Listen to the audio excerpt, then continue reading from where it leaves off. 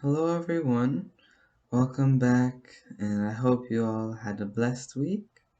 This week, I'll be presenting my lesson to you all.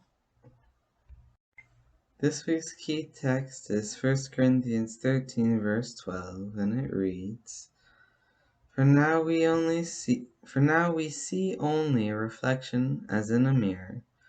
Then we shall see face to face. Now I know in part, then I shall know fully, even as I am fully known. 1 Corinthians 13, verse 12. Just to briefly summarize this week's lesson, Paul is writing to the Corinthians in 1 Corinthians 13. It starts in 1 Corinthians 5, our lesson, and he talks to the people not to associate with those who are immoral, or the greedy, or swindlers, or idolaters. And he's not referring to the world here because then they would, he says, have to leave the world. But he wants them to dissociate themselves from anyone who claims to be of God but is really immoral, sexual matters, or greedy, or a drunkard, or an idolater.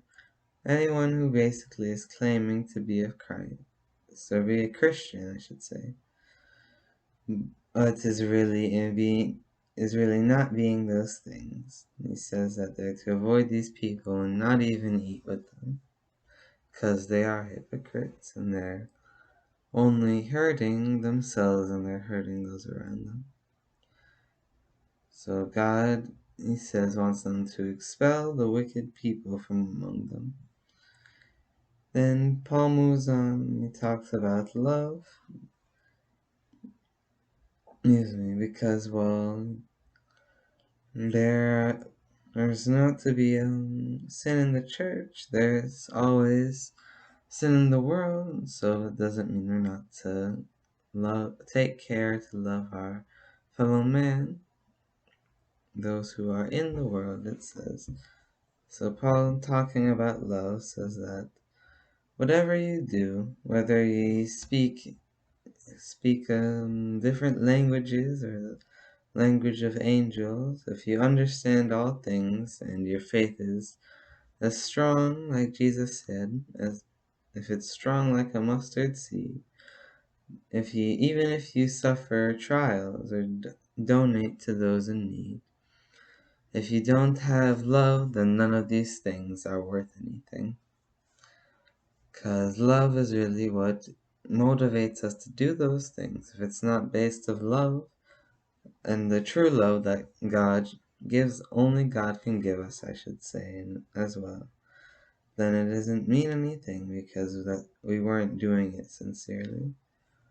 Paul says that love is always patient and kind.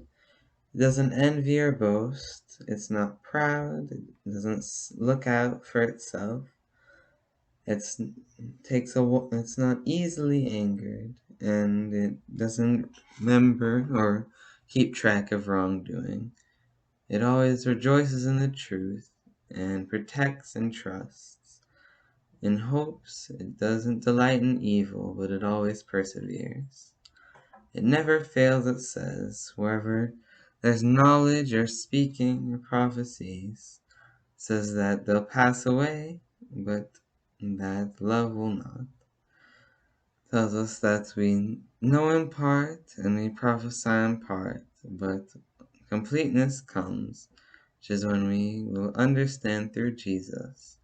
Then what is in part, he says, will leave. It will be gone.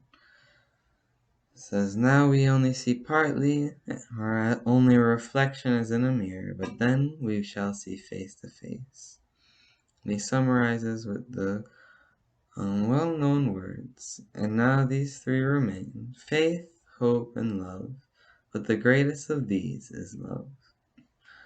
This is just a reminder that Paul has given us to love one another, to be faithful to those, to be faithful to Jesus, and to continue to ask God to give us this love.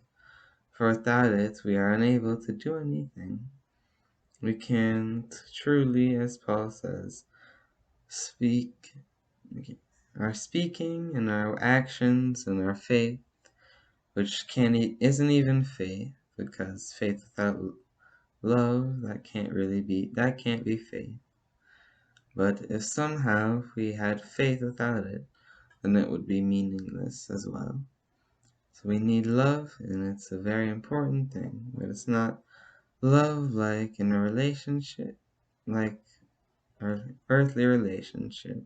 It's the love that God gives us and that He has for all of His children. And we can now share it with others through Jesus.